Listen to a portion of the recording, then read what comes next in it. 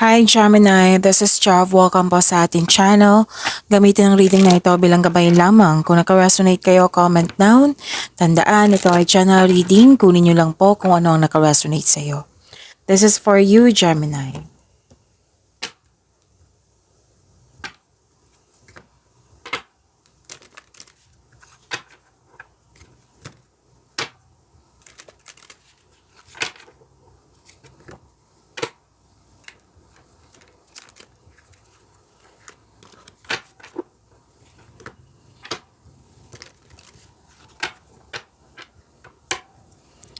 Para po ito sa iyo, Gemini.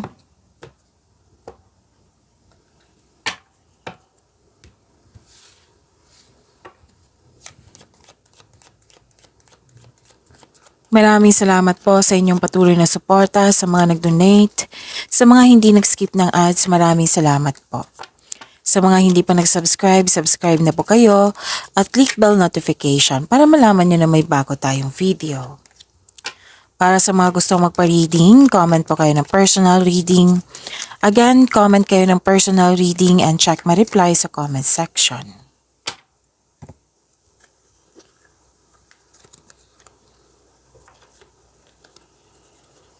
Oh. Okay. May parating na malaking pera po. May parating na malaking pera or di kaya importanteng news or information. May malalaman din kayong totoong intensyon ng isang tao sa iyo. Dalawang card po nagsabi dito na may new beginning. Pero itong new beginning na ito is biglaan. Biglaang pagbabago po. At may nakita rin ako ditong concern. Dalawang card mismo nagsabi na may concern ka sa isang tao na mahirap kausap or sobrang stricto. Dalawang card din nagsabi dito na may separation. Pwedeng literal na separation, pwedeng end of contract, closure, space, tumiwalag, you put limitation, umiwas, umalis, yan. Yan yung nakikita ko. At pwedeng nakaschedule na or naganap na ngayon kung kailan nyo ito napanood na may aasikasuhin kayo sa malaking building. Tapos gusto mo rin ng me time. Gusto mo ng space, gusto mo ng me time, alone time, ano pang tawag niyan? Gusto mo mag-isa para makapag-isip, makapagpahinga. Kasi space is a sign of respect sa inyong sarili. Sa kanya, sa sitwasyon. Space, kailangan yan para kung exhausted ka na, yung hirap-hirap ka na or anong tawag nito? Pwedeng pressured. Yan. Mas importante sa iyo ang inner peace, nakikita ko po dito. Kaya willing kang umiwas sa toxicity, willing kang parang may iwan para magkaroon ka ng inner peace, growth din. Yan yun, oo. Yan po ang sabi ng dalawang card dito. Oo. So, ending with new beginning. Yung sabi ko kanina sa inyo, kung ano man yung mga closure na yan, end of contract ba yan? Basta nakikita ko dito sa dalawang card na ito, na nalaman mo yung totoong intensyon ng isang tao din. Or may nalaman ka, pwedeng realization to eh. Kaya may sa dalawang card na ito, may nakikita akong aksyon. Oo. Willing ka, kahit nahihirapan ka, pero willing kang tulungan yung sarili mo. Okay? At nagkaroon ng pag-let go at nagkaroon ng transformation. Alam niyo ba, itong pag-let go na ito, pagtatapos na ito, kung ano man yung ginawa mo, may balik. Oo, may kabutihan siya ha. Kabutihan siya. Oo, may binitawan, may natanggap ka, pero itong new beginning na ito, bumabawi ka. Bawing-bawi. Oo. Like for example, ah, basta may ano dito, ah, may pwedeng loss. Pero I think hindi siya lahat kayo na nagkaroon ng loss. Pwede naman loss of connection, 'di ba? Kasi may hirap kausap, pwede. Basta bawing-bawi siya sa nawala sa iyo. Oh, 'di ba may ending. Nahirapan ka sa pagtanggap pero willing ka nang mag-move forward. Sa new beginning na ito, itong sudden change na ito, bawing-bawi siya. Another example para makuha nyo. Like, nawala yung 50 pesos. So, example to ha. Example lang po ito. Pwedeng bagay to, sitwasyon or tao. Oh. Tapos, nawala yung 50 pesos. Tapos, itong new beginning na ito, may bumalik sa inyo, doble pa, triple pa. May, ah, may 150 pesos kayo. Yan. Nagkaroon kayo ng 150 pesos. Diba? May nawala na 50 pesos. O may bumalik sa inyo doble, triple. Basta itong itong biglaang pagbabago is para sa iyong kaunlaran. Magiging happy ka nito. Chances din to eh. Chances. Okay. So, in-explain ko talaga ng mabuti, Gemini. Oo, kasi maraming nakikita ko dito, marami talagang nangyari. Maraming nangyari. Oh, iba-iba eh. Iba-iba yung nakikita ko dito. So, yung mga example ko, yan yung usually, pero pwede din naman situation, pwedeng bagay, pwedeng tao. Okay?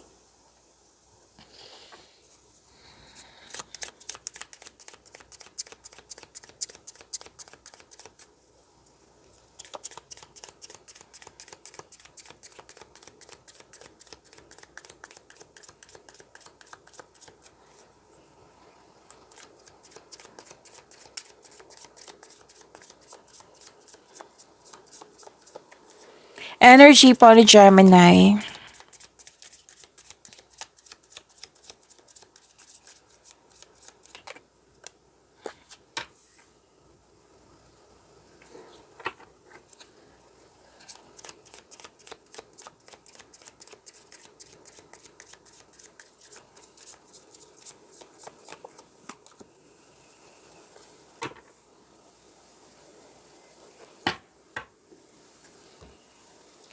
Kung may napansin kayo na repeating message, yan po yung pinupush ng cards niyo po.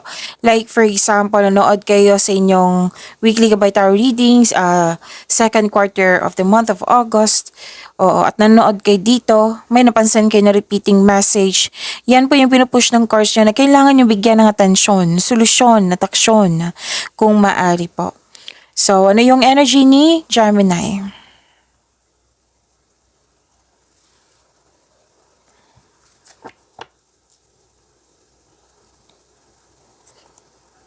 Lumabas din dito, Gemini. Alam niyo ba, Gemini, may na-observe ako sa inyo. Which is good na observe ko sa inyo.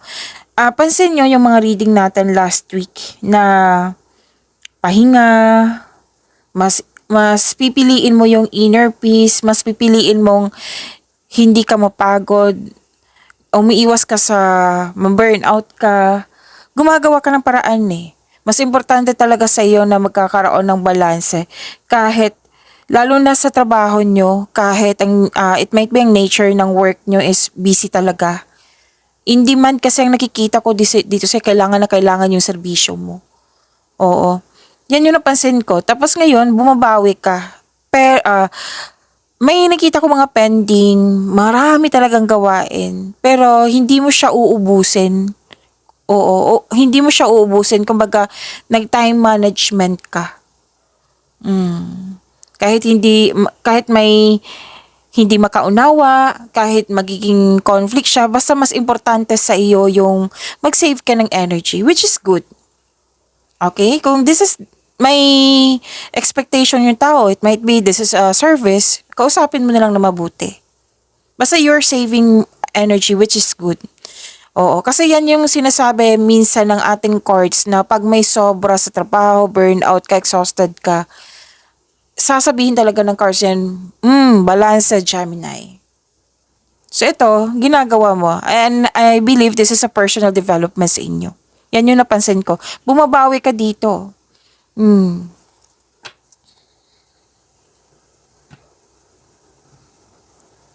This is emotional offerings. May dumating, binigyan mo siya ng agarang aksyon. Marami akong nakikitang situation dito eh. Pwede na sa career and money. This is your energy, Gemini. May parating na offer, new opportunity, pwedeng project na very excited ka kasi alam na alam mo yung gagawin mo.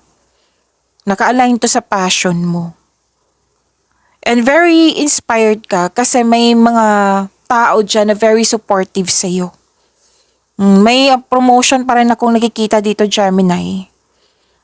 Alam niyo naman kung ano yung promotion. Pwedeng literal na promotion na pagtaas ng inyong posisyon. Pwedeng kita, sweldo, allowance, maraming orders, maraming project. Kung ang iba, kung feeling stagnant kayo ngayon, open your mind to the inspiration. Isipin niyo po yung mga nagbigay ng yung dahilan sa kung bakit ka naging masipag sa araw-araw. Isipin niyo po iyon para ma-enjoy mo yung mga ginagawa dyan. May nakita rin ako ditong pangyayaring aminan, posibleng may proposal. Pwede sa buhay pag-ibig po ito. May advice ang card nyo dito na lalo na sa mga single na kung may anong tawag dito? Kung may bagong tao, kung may bagong tao sa inyo, kahit na kakilala nyo, may sinasabi dyan, kung may may tao dyan, lalo na't bago, kilalanin mo muna, sabi ng card. Kung offer to, alamin mo muna. At I think lumabas to sa weekly nyo or the other day. So, ang ilan sa inyo hindi pa na-found out itong message na ito or hindi pa binigyan ng atensyon, kaya inulit na naman na gustong ipaabot ng cards sa inyo. At posibleng may bagong maliligaw si single. Sa mga single dito. Yun na yung paalala ng card kahit sa related to sa career and money, sa love life ba. Basta i-consider mo ang motive ng taong ito, yung offer niya. Observe muna. Okay? Kasi nakikita ko dito parang nagtiwala ka kaagad eh. Wala naman sinabi ang card nyo dito na masama, ganun. Kilalanin mo muna. Posibleng kailangan ng adjustment. Makaka-receive din kayo ng good news.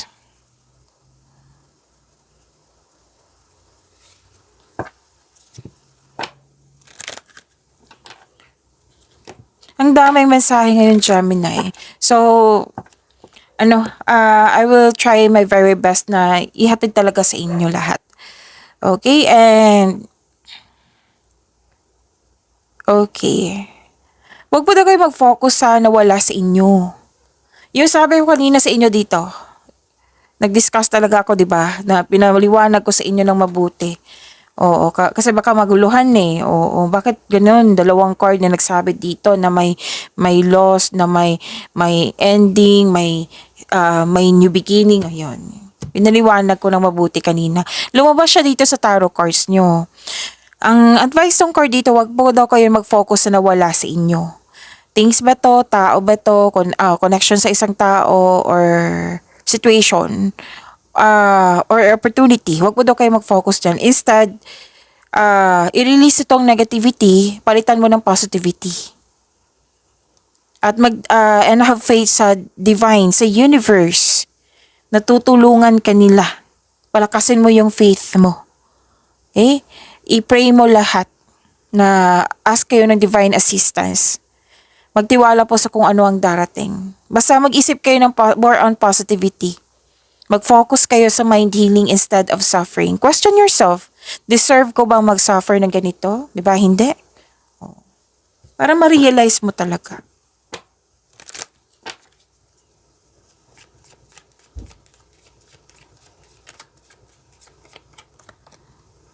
Balance spirituality and practicality. Yan yung sabi ko kanina sa inyo, balansa, di ba? Oo. Saklit lang po may nahulog.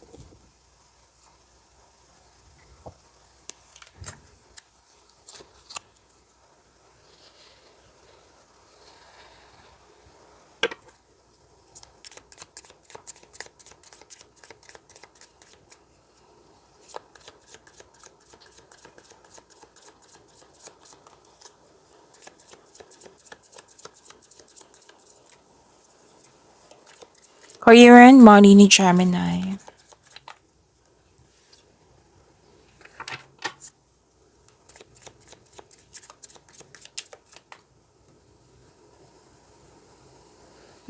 Expect kayo na busy kayo ha. Lumabas din siya from here to here. May bagong simula.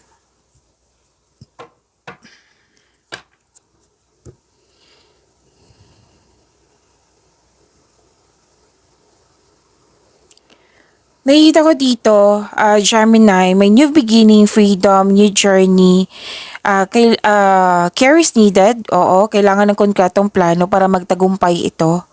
May potential talaga na magtagumpay. Basta focus lang kayo. Ang sabi ng card dito, you should take a risk and try something new. Try to step out sa comfort zone mo. Kasi may potential talaga na magkakaroon ng financial growth. Kung ano tong gagawin nyo. It might be tatanggapin mo itong offer na ito kasi action din to eh. Di ba may offer dito? Oh, this is another message na naman. Different card siya. Take a leap of faith and trust the support of the universe. Please know that you are divinely guided. Kunin mo yung mga lessons na na-encounter mo noon. And this will lead you to new opportunities. Magkakaroon po ng personal and spiritual evolution.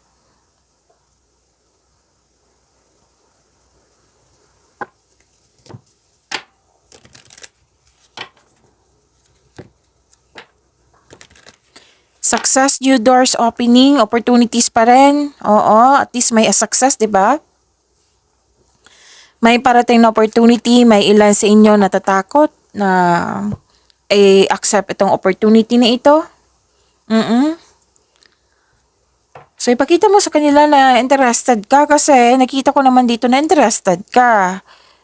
May takot siya, may fear, doubt, hesitation kasi nga wala kang konkretong plano.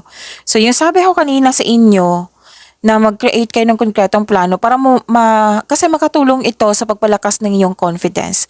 Mawawala na po yung doubt, hesitation na iyan, fear na iyan. Okay? Increase your confidence po. Kailangan pong labanan yung takot na nararamdaman nyo. And this will lead you to grow and expand. Work your skills. Posibleng dagdag trabaho to ha, or dagdag kaalaman. I-accept niyo po daw yung project na binigay sa inyo or opportunity na binigay sa inyo with confidence.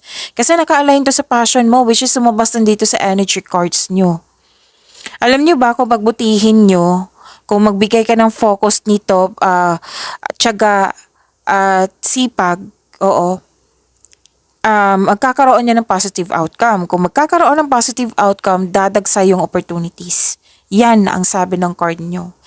Prosperity is yours, oh.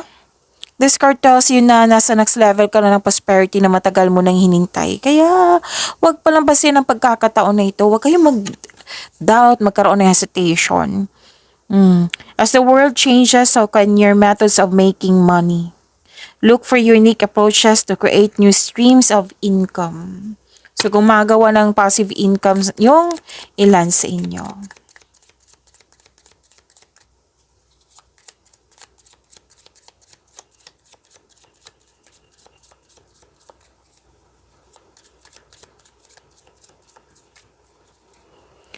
Love life, self-love, partnership, and romance ni Gemini.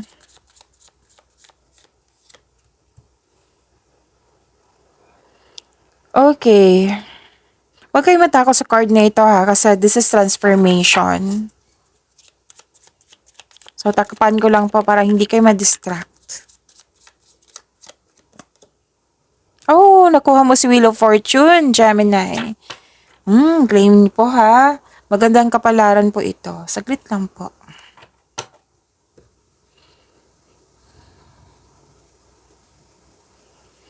Lumabas pa rin dito yung ending with new beginning. 'Di ba? Lumabas dito, dito, at dito rin. Okay? So, ilang beses na lumabas yan, different card yan, pero iisa lang yung sinasabi dito. Magkakaroon ng ending with new beginning. Oo. Gemini, parati itong lumalabas sa inyo. Naintriga ako. Parati itong lumalabas sa inyo, Gemini. Oo. Kasi may, di ba may loss of connection na sinabi ako dito? Di ba? May loss of connection. Dati mo tong, malapit sa'yo, dati. Oo. Nagkaroon ka ng loss of connection. Parati itong lumalabas, may balak siya. May balak siyang makipag-reconnect sa'yo. So, prepare yourself. Balak pa ito. Sana'y magkaroon siya ng strength, di ba? Okay. Pero then, nagkaroon ng space. Kasi sinabi ko din dito kanina na you need space. You need time, alone. Space is a sign of respect, diba? Sa inyong sarili, sa kanya, at sa inyong connection. Oo. And, kailangan ng space yan eh. And, growth always means leaving something behind.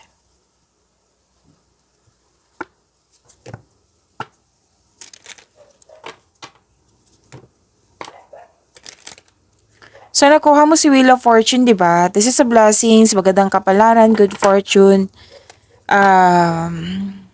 Actually, unexpected wealth ito. Kung hindi kayo nagkaroon ng pagkakaunawaan sa isang tao, ngayon magkakaayos na. Kung may conflict, any kind of conflict dyan, maayos na ito. Oo. Nag-focus na kayo sa makontrol nyo in order to find peace. Yan ang sabi ko kanina sa inyo sa energy cards nyo. Na mas nag-focus talaga kayo sa inner peace kaysa hindi mo mga pangyayaring hindi mo control. So, natuto ka talaga. Kitang-kita ko talaga yung maturity mo dito, Gemini. And congratulations. Oo. So, magandang kapalaran to ha. You are moving from a painful cycle to happiness. So, embrace this new situation. This is good luck. This is good karma. May ganap na nakadestiny sa'yo. May happiness. Yes, faith. Completion of cycle. Sa mga single, mamimit mo yun na yung new romantic partner mo. Sa mga marelasyon sa buhay mag-asawa, yun nga. Kung hindi kayo nagkaroon ng pagkakaunawaan, kasi nga, di ba, you need space. Posibleng magkakaayos kayo ngayon kasi may dumating na blessings na siyang dahilan na nagkausap at nagkaayos kayo ngayon. Okay?